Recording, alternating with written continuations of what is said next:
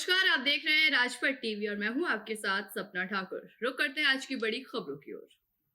मथुरा के थाना हाईवे की चंदनवन कॉलोनी में एक पति ने अपने ही पत्नी पर पेट्रोल छिड़क कर आग लगा दी, जिसे घायल अवस्था में जिला अस्पताल भर्ती कराया गया। गुरुवार की सुबह थाना हाईवे के चंदनवन कॉलोनी में एक विवाहिता पर उसके पति ने पेट्रोल छिड़क कर आग के हवाले कर दिया। घटना की जानकारी बेटा को लगी तो बेटे ने शोर मचाना शुरू कर दिया और अपने पिता को कमरे में बंद कर दिया। घटने की जानकारी स्थानीय पुलिस को दी गई। सूचना पर पहुंची इलाका पुलिस ने झुलसी हुई अवस्था में एम्बुलेंस से महिला को जिला अस्पताल में भर्ती कराया, जहां बेटे ने जानकारी देते हुए बताया कि उनके पिताजी ने दूसरी शादी कर ली है और वो एक दूसरी महिला के साथ अलग रह रहे हैं। सुबह पिताजी अचानक घर आए और अपनी पत्नी के ऊपर पेट्रोल छिड़क कर आग लगा दी। जी क्या नाम है और क्या कुछ घटना घटित हुई है? जी मेरा नाम है गजेंद्र सिंह सिसोदिया। मैं चंदनवन का निवासी हूँ।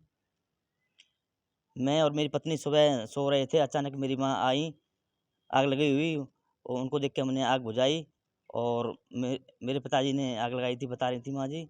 और कुछ लोग और उनके लोग साथ थे, वो भग गए।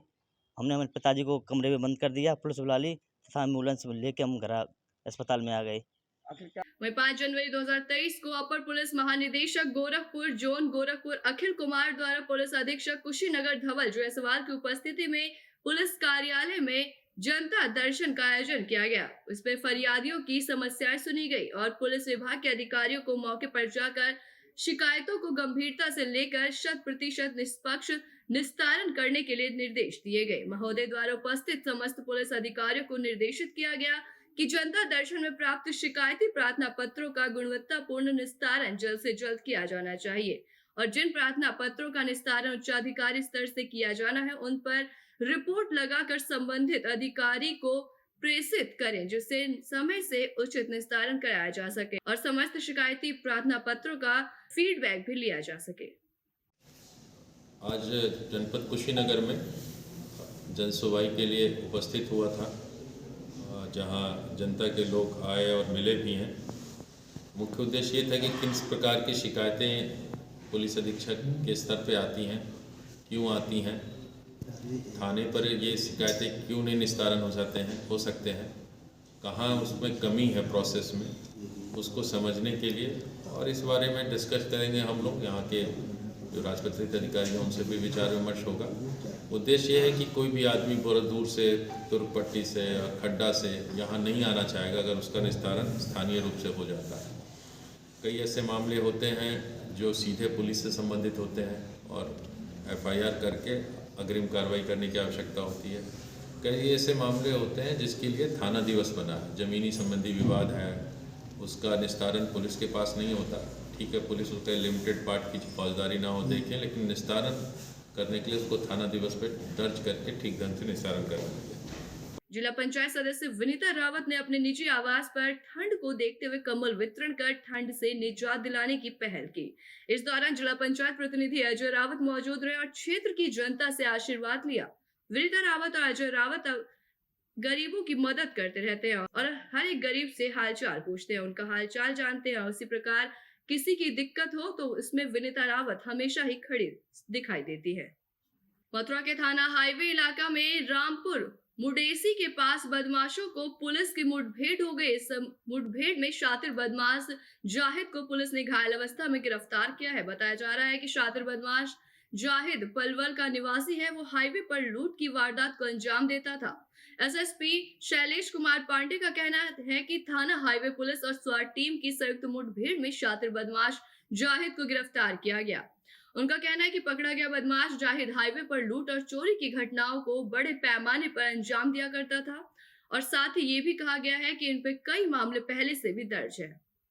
थाना हाईवे पुलिस और स्वाट टीम की थाना हाईवे क्षेत्र में एक मुठभेड़ हुई है, जिसमें एक शातिर अपराधी जिसका नाम जाहिद है, वो थाना हातिन जनपद पलवल क्षेत्र का रहने वाला है और उस पे कई लूट चोरी इत्यादि के मुकदमे हैं और इनके पास से एक गाड़ी, अवैध तमंचे बरामद है।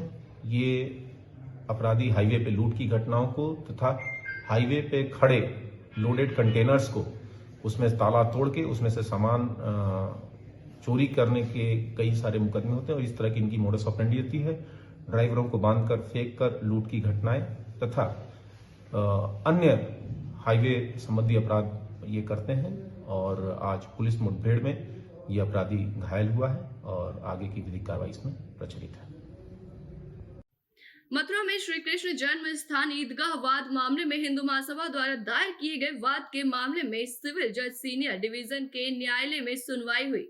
सुन्नी वक्फ बोर्ड द्वारा इस मामले में लगातार अनुपस्थिति रहने के कारण न्यायालय में अंतिम बार मौका दिया गया। हिंदू महासभा के राष्ट्रीय कोषाध्यक्ष दिनेश शर्मा का कहना है कि श्री कृष्ण जन्म स्थान वाद मामले में आज सिविल जज सीनियर डिवीजन के न्यायालय में सुनवाई हुई। उनका कहना है कि सुन्नी वक्फ बोर्ड इस मामले को जानबूझकर लटकाना चाहता है और कोर्ट में उपस्थित नहीं हो रहा है।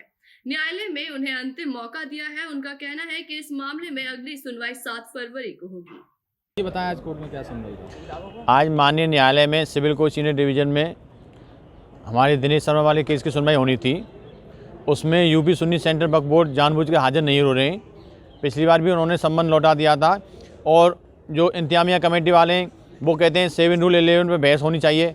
हमारे तरफ से उसमें आपत्ति दाखिल हो गई है, लेकिन यूपी सुन्नी सेंट्रल वक्फ बोर्ड वाले हाजिर नहीं हो रहे हैं, जानबूझकर एब्सेंट हो जाते हैं। आज भी वो हाजिर नहीं हुए तो माननीय न्यायालय ने उनको अंतिम अवसर दिया है। यदि इसके बाद वो हाजिर नहीं होते तो माननीय न्यायालय आगे कार्रवाई करेंगे और अगली सुनवाई के लिए माननीय न्यायालय ने 7 फरवरी की डेट लगा दी है। दिनेश जी, मामला क्या है पूरा?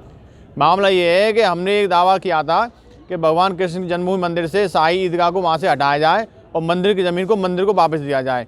तो उसी सिलसिले में यूपी सुन्नी सेंट्रल वक्फ बोर्ड इंतजामिया कमेटी को पार्टी बनाया था। तो इंतजामिया कमेटी तो उसी समय हाजिर हो गई थी, लेकिन यूपी सुन्नी सेंट्रल बोर्ड जानबूझ कर हाजिर नहीं हो रहे हैं, वो मामले को डिले कर रहे हैं। ऐसी तमाम बड़ी खबरों के लिए देखते रहिए राजपथ टीवी, सबसे पहले भारत।